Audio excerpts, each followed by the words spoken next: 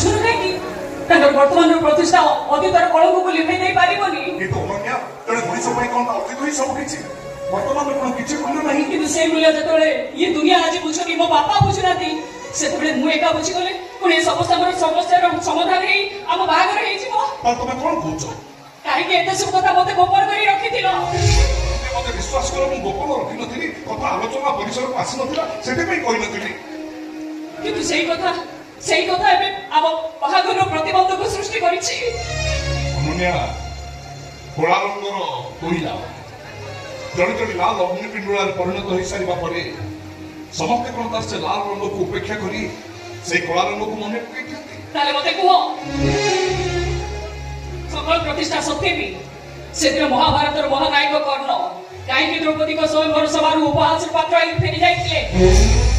କାହିଁକି ଅପମାନିତ ହୋଇ ଫେରି ଆସିଥିଲେ ସ୍ୱୟଂବର ସଭାରୁ? ତମେ କଣ କହୁଛ? ମୁଁ କଣ କହୁଛି ତମେ କଣ କିଛି ବୁଝିପାରୁନ?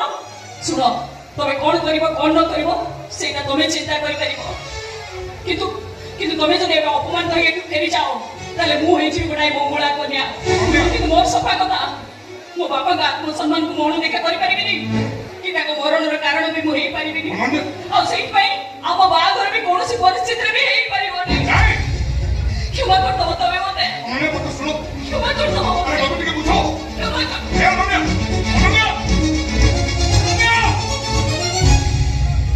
ଅନନ୍ୟାକୁ ଡାକିଲେ ସେ ଆଉ ଶୁଣିବନି ଅମୂଲ୍ୟ ବାବୁ। ଏଭଳି ପରିସ୍ଥିତିରେ ମୋର କର୍ତ୍ତବ୍ୟ କଣ? ଶିଶୁପାଳ ହେଇ ଫେରିଯିବା ବଦଳରେ ମୁଁ ଚାହେଁ ତମେ ବିବାହ କରି ପତ୍ନୀ ସହ ଘରକୁ ଯାଅ। କିନ୍ତୁ କେମିତି? କାହାକୁ ମୁଁ ପତ୍ନୀ କରିବି?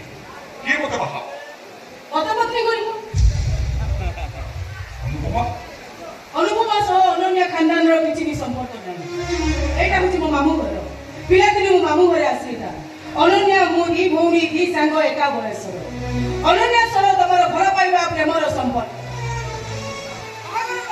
ଆମ ଭିତରେ ବି ଭଲ ପାଇବା ପ୍ରେମ ହେଇଯିବ, ଅସୁବିଧା ନାହିଁ।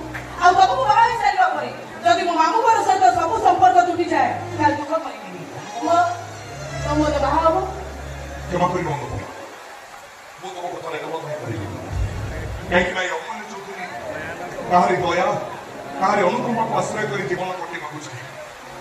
ଯଦି ସେଦିନ ସେ ମହାଭାରତର ବୀରଶ୍ରେଷ୍ଠ କର୍ଣ୍ଣ ସ୍ୱୟଂବର ସଭାରୁ ଶିଶୁପାଳ ହୋଇ ଫେରି ଯାଇଥିଲେ, ଆଜି ଏ ହସ୍ତିନାପୁରରୁ ଏ କର୍ମର ପ୍ରତୀକ ଲାବଣ୍ୟ ଅମୂଲ୍ୟ ଚୌଧୁରୀ ଶିଶୁପାଳ ହୋଇ ଫେରିଯିବାରେ ଅସୁବିଧା କଣ ଅଛି?